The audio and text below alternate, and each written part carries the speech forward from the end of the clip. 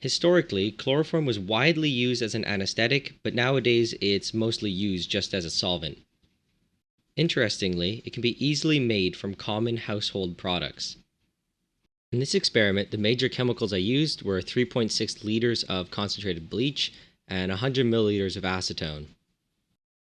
The first thing that must be done is to determine the concentration of sodium hypochlorite in the bleach. This is done by reacting about 5 milliliters of bleach with 3% hydrogen peroxide. As shown in the equation above, the hydrogen peroxide reacts with the sodium hypochlorite to form water, sodium chloride, and oxygen gas. Hydrogen peroxide is added until no more bubbling occurs and the reaction is complete. The level of the water in the graduated cylinder is measured before and after the addition of the gas. By calculating the amount of gas that is evolved, and on the assumption that 1 mole of gas occupies a volume of 24 liters, we can calculate the concentration of the bleach. The equation that I used is shown above, and the result I obtained was that the sodium hypochlorite concentration was about 1.28 molar. This isn't necessary, but I used the hydrometer to measure the density of the bleach, and I determined that the concentration was about 8.6%. The bleach was chilled to about -2 degrees Celsius and 150 milliliters was poured out.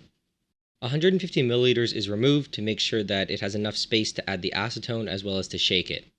The reaction of bleach with acetone is extremely exothermic, and it's absolutely necessary to cool it to at least 0 degrees Celsius before the addition.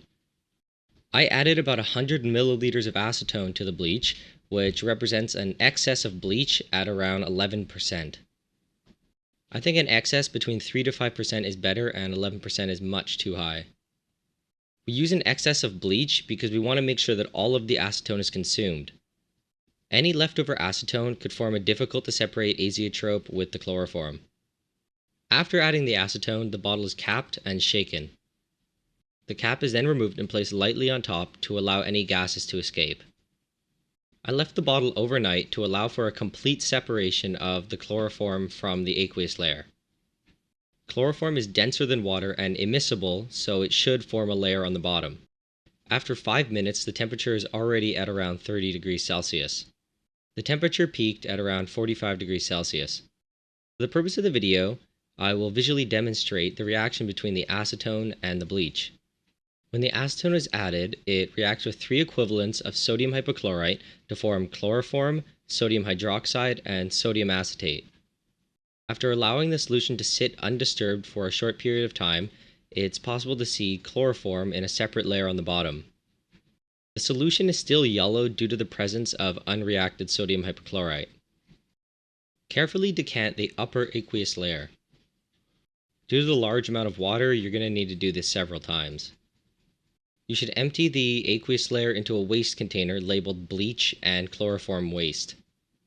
Eventually, the remaining liquid of the bleach bottle is poured into the beaker, and the chloroform layer is allowed to settle on the bottom. You might notice that the solution is much less yellow than the previous example that I showed. This is because it was allowed to react overnight, and the concentration of sodium hypochlorite in the solution is much less. Leave it for several minutes until the chloroform layer fully separates. Decant off as much of the aqueous layer as possible and then add the rest to a separatory funnel. Allow the 2 phases to separate and then drain the lower chloroform layer. Add the upper aqueous layer to your waste container. The chloroform was washed once with saturated sodium chloride, and then it was added to a distillation flask containing calcium chloride. The simple distillation of the chloroform was carried out using a hot water bath. The distillate that came over below 60 degrees Celsius was cloudy and it was discarded. The temperature then remained constant at around 60 degrees and the distillate was collected as a clear liquid. The total volume of chloroform obtained was about 58 milliliters. The chloroform was transferred to a bottle that was wrapped in tinfoil to protect it from light.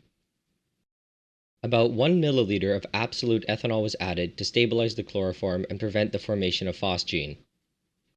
Again, the final yield was about 58 milliliters, which represents a final yield of about 53%.